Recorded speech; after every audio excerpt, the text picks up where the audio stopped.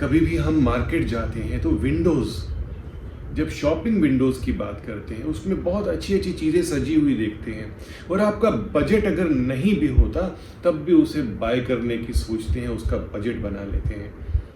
ऐसा इसीलिए होता है कि आपको वह वस्तु पसंद आ जाती है, वह चीज़ पसंद आ जाती है। तो यही सब अप्लाई होता है हमारे घर के मेन डोर पे भी, कि अगर मेन डोर आपका ठीक से व्यवस्थित है, उस पे आपने कुछ चीज़ें लगाई हुई हैं तो वह ठीक लगाई हैं, तो लक और प्रॉस्पेरिटी आपके घर में आने के लिए नॉक करती है। क्या होना चाहिए आपके घर के बाहर? तोरण। नंबर 1, आपके घर के दरवाजे के बाहर तोरण होना चाहिए।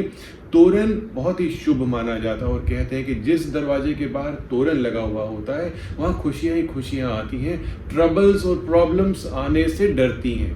तोरण आम के पत्तों के भी होते हैं, अशोक के पत्तों के भी बनते हैं, और अगर आपको आम और अशोक के पत्तों के तोरण नहीं मिलते हैं तो कोई भी आप पत्ता ले सकते हैं और अच्छे तरीके से उसे मौली में बांध के अपने दरवाजे के बाहर लगा सकते हैं।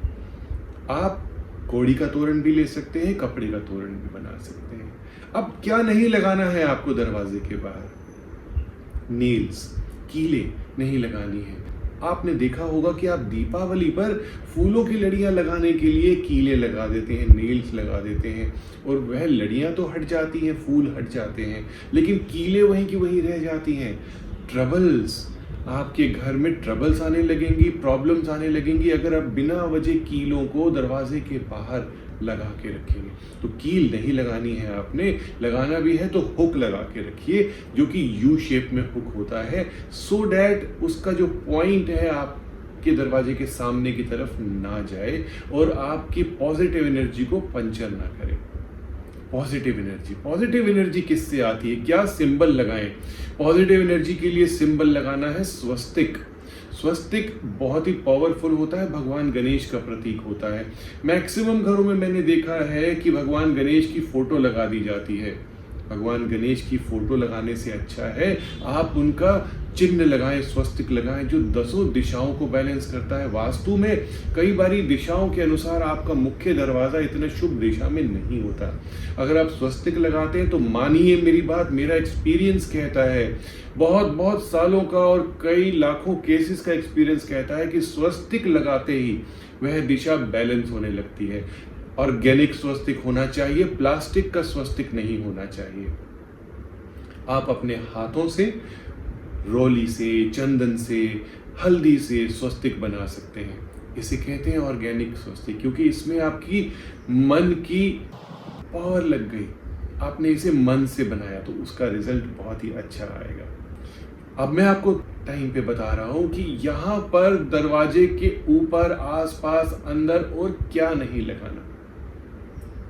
मिरर्स, ब्यूटिफिकेशन के लिए मिरर्स तो आप लगा देते हैं, लेकिन क्या यह सही है? नहीं। दरवाजे के ठीक ऊपर, अंदर मिरर नहीं होना चाहिए। इससे जो नेगेटिव एनर्जी होती है वह अट्रैक्ट होती है, पॉजिटिव एनर्जी यहां से रिपेल हो जाती है।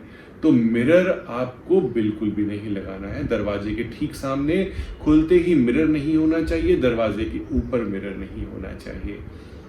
लास्टली मैं आपको बता रहा हूं कि फोकस लाइट आप अपने दरवाजे के ऊपर लगाएं। कैसे आप डिस्टिंक्ट होंगे, कैसे आप अलग दिखेंगे? फोकस लाइट से आपका मेन डोर चमकने लगेगा, हाईलाइट हो जाएगा और अच्छी एनर्जी यहां आने लगेगी।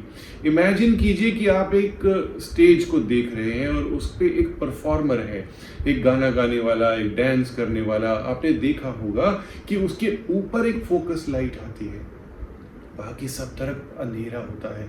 इस अंधेरे से उसको कोई कंसर्न नहीं है, क्योंकि उसके ऊपर फोकस लाइट है।